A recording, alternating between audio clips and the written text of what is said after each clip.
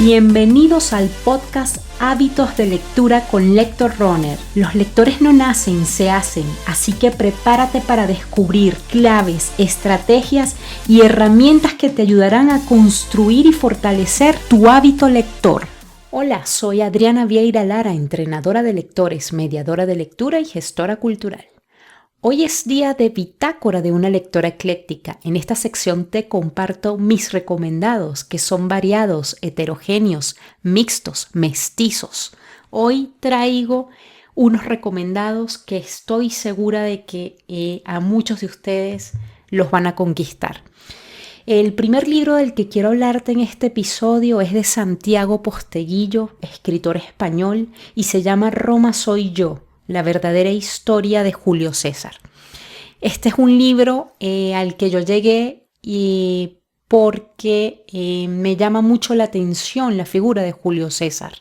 Y les digo esto porque Santiago Posteguillo ha escrito novelas históricas anteriormente que a mí no me han gustado. Yo no había tenido... Yo no me había conectado con la obra de Santiago Posteguillo. Con su obra ensayística sí, pero debo confesar que con sus novelas históricas pues no había sentido esta conexión tan potente que sentí con Roma soy yo, y por eso lo traigo a este episodio. Fue un libro que disfruté, es un libro largo, tiene 700 páginas, 700 y un poco más. Casi 750 páginas, pero es un libro que nos lleva a los primeros años de Julio César y es bastante interesante porque nos encontramos a Julio César niño y primero nos encontramos con una relación muy especial que tuvo con su tío Cayo Mario y además asistimos a los escenarios en los que él conoció a la que iba a ser su futura esposa Cornelia. Y más allá de eso, el tema central del libro es un juicio en el que Julio César forma parte de los acusadores. Y es bastante interesante el juicio porque este es un juicio que prácticamente él va a iniciar perdiendo, ¿sí? Porque se está enjuiciando a Dolabella, que es un enemigo prácticamente político de la familia de Julio César, y que sobre todo Dolabella tiene muchísimo poder y prácticamente Julio César está condenado a perder este juicio. Entonces a lo largo del desarrollo de este juicio nos vamos a dar cuenta de esos giros inesperados que nos van a sorprender, pero yo lo que rescato de este libro es no solo la historia y el rigor histórico que hay, sino la estrategia política que hay. Y me parece que es un libro que todo líder político e incluso todo líder en empresas, en corporaciones, debe leer, porque se le da muchísimo valor a la argumentación, a la oratoria y a la defensa de los valores, ¿no? Entonces me parece un libro de verdad fascinante y de hecho habrá segunda parte, así que yo ya estoy ansiosa por leer la segunda parte. Además de esta recomendación, les traigo un libro totalmente distinto. Se llama Libera tu magia. Está escrito por Elizabeth Gilbert, que de pronto les suena conocido porque esta escritora fue quien escribió esa novela tan conocida llevada al cine llamada Comer, Amar, Rezar.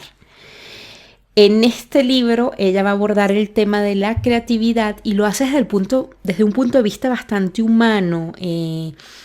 Yo diría que el libro nos lleva por ese camino de la creatividad en la que existen bloqueos, en las que existen limitaciones, pero sobre todo existe la oportunidad de que nosotros crezcamos como personas en la misma medida que vamos desarrollando nuestra creatividad, ¿no?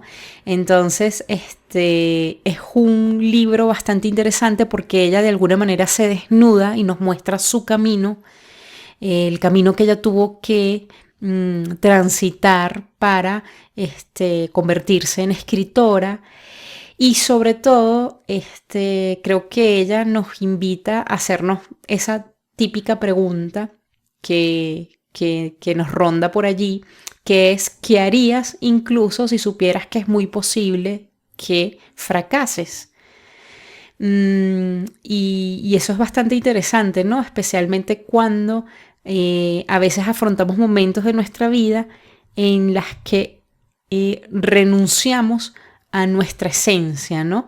Y traicionamos a eso a todo eso que nosotros creemos y sentimos que debemos ser, ¿no? Entonces es un libro, a mí me pareció bastante interesante y me encantó que ella tomara en cuenta el tema o la variable de la que no se habla mucho en la creatividad, que es esa variable de ese toque mágico que hay detrás de la creatividad, ¿no? Esa variable de pronto que transita en lo ilógico, en lo que no puedes explicar racionalmente y que está allí y que hace que esa creatividad sea impulso y se materialice, ¿no? De verdad que me gustó bastante este libro.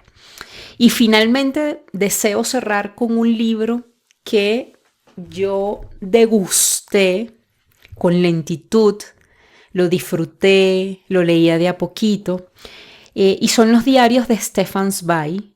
Como yo he comentado en algunos episodios y también en mis redes sociales, yo soy una enamorada de la obra de Stefan Zweig. Me he dedicado no solo a disfrutarla, sino a estudiarla y a divulgarla. Y estos son unos diarios traducidos por Teresa Ruiz Rosas. Les comento el nombre de la traductora porque cuando uno lee este libro, que ya les voy a decir cuántas páginas tiene este libro. Este libro tiene, lo estoy mirando aquí, ya les voy a decir, 556 páginas. Detrás de este libro hay, o se nota que hay un trabajo arduo por parte del traductor. En estos diarios nos encontramos textos que Zweig escribe desde 1914 hasta 1940 y prácticamente este libro es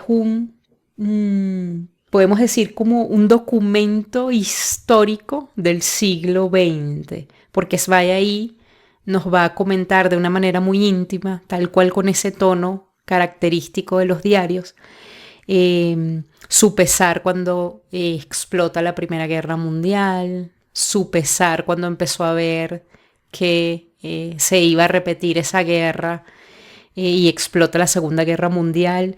De verdad que es un texto en el que prácticamente estudias historia, te acercas a un escritor, a un alma sensible, a un escritor que no solo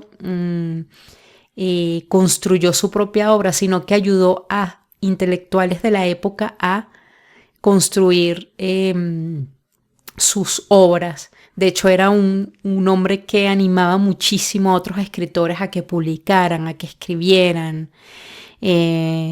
Yo, sí, antes de leer los diarios, sentía cierta admiración por Zweig. Después de leer estos diarios, pues lo admiro todavía muchísimo más.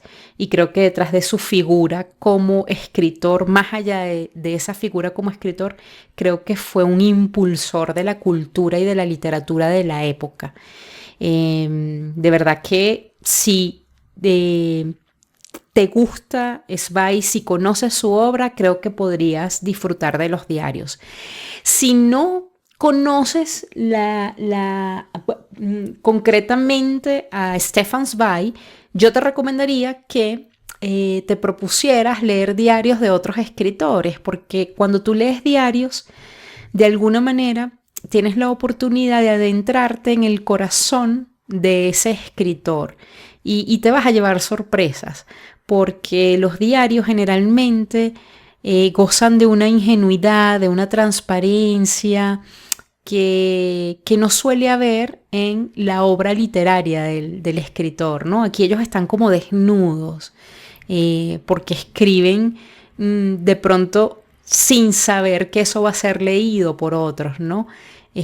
no escriben con esa postura que tiene el escritor de hacerlo técnicamente bien, rigurosamente bien. Entonces es bastante interesante leer a escritores y leer sus diarios. Así que si de pronto no te interesa leer a Zweig, puedes indagar en diarios de escritores y vas a ver que vas a disfrutar muchísimo de sus anhelos, sus derrotas y sus testimonios de la época que ellos vivieron. Como siempre, invitarte a que te acerques a los libros. Mira que en estos minutos hablamos de 3 libros muy distintos, muy diversos.